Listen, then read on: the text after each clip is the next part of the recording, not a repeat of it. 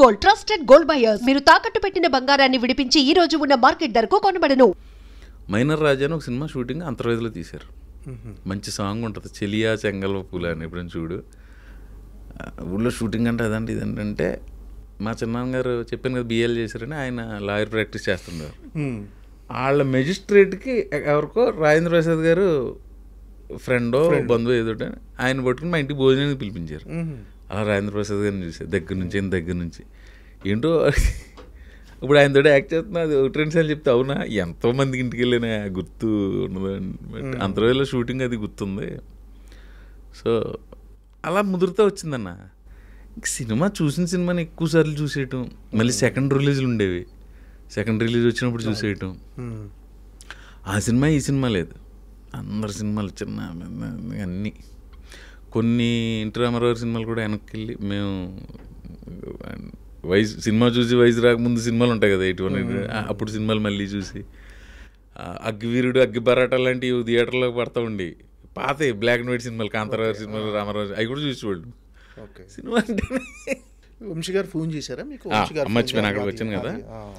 అలాంటి వంశీ గారు రెండో సినిమాకి నాకు కాల్ వస్తే ఎలా ఉంటుందన్న, సూపర్ కదా. అప్పుడు థ్రిల్ ఫీల్ అయ్యాను. ఇందాక అలా తేలిపోయా అప్పుడు ఫీల్ అయ్యాను అనుకున్నా. వెళ్ళాను, సార్ నమస్తే సార్. నమస్కారం, అన్వేషణ సినిమా 30 సార్లు చూసాను సార్. ఆపరేటర్ ఫ్రెండా నీకు అన్నాడు.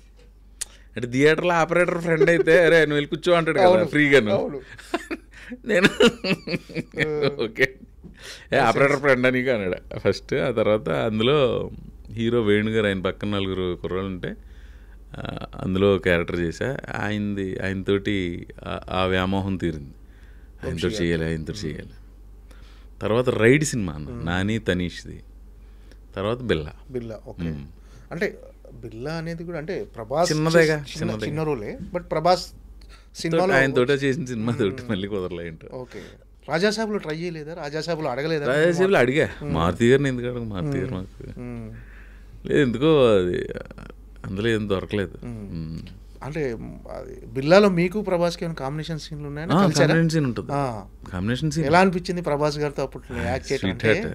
అప్పటికి ప్రభాస్ గారి గురించి ఇప్పుడు నేను కొత్తగా చెప్తే అంత ఇన్ని కోట్ల మందికి ఇండియా బయటగా డార్లింగ్ అయినా. మీరు యాక్ట్ చేయడం 4వ సినిమాకు 5వ సినిమాకు చేసే వచ్చింది. నాకు కొంచెం ఆయన సునీల్ ఒకసారి ఏదో షూటింగ్లో ఉంటే ప్రభాస్ గారితో మాట్లాడంటే ఒకసారి ఫోన్ ఇచ్చాడు.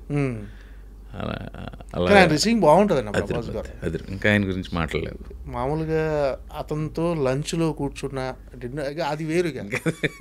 ప్రపంచంలో ఎన్ని రకాల ప్రపంచంలో అన్ని ఫుడ్లు పెట్టేసి ఎన్ని అవైలబిలిటీ ఉంటే అన్ని రకాలు, అదొక రకమైన చాలా బాగా మాట్లాడతాడు అందరితో. అది అంటే ఈ సినిమా ప్రభాస్ గారి ఫుడ్ కంటిన్యూస్గా 15 రోజులు తింటే స్టంట్లు ఏం చేసుకొచ్చాను అబ్బా. ఇంకా అసలు ఆ ఫుడ్ అది వెరైటీ ఫుడ్స్ ఉంటాయి. అంటే మీరు అంటే ఈ కొత్త బంగారు లోకం సినిమా తర్వాత మీరు అన్నట్టుగా అవకాశాలు ఏమైనా వెయిట్ చేశారా? వెంటనే చాలా ఆఫర్లు వచ్చేసాయి. 2008 కదన్నా, 9లో ఆ 3-4 సినిమాలే చేశా. 10 నుంచి సంవత్సరానికి 10-12 సినిమా మూవీస్ చేసుకుంటా. అంటే ఆఫర్లు బిజీ అయిపోయారా కొత్త బంగారు లోకం? కొంత నాకు ఇక్కడ అవగాహన లేకపోవడం, నేను తిరిగేది అది, నేను కొంచెం అంటే మీరు కొంచెం మొహమాటస్తులు అనుకుంటానా అసలు ఎవరిని అంటే ఆ కమ్యూనికేషన్ అంటే వెళ్ళి నీ తోటి భవిష్యత్తులో అవసరం వస్తుందని నేను ఫ్రెండ్షిప్ చేయను. అది నువ్వు మామూలుగానే ఫ్రెండ్, నీ తోటి అవసరం వస్తే అడుగుతా. నీకు అవసరం వచ్చినప్పుడు నేను వచ్చి అక్కడ చేసి పెడతా. బట్ నీ తోటి భవిష్యత్తులో అవసరం వస్తుందని మటుకు ఫ్రెండ్షిప్ చేయలేను. అలా పెంచలేదు, నేను అలా పెరగలేదు, అలాంటి కుటుంబ నేపథ్యం నుంచి కూడా రాలేదు.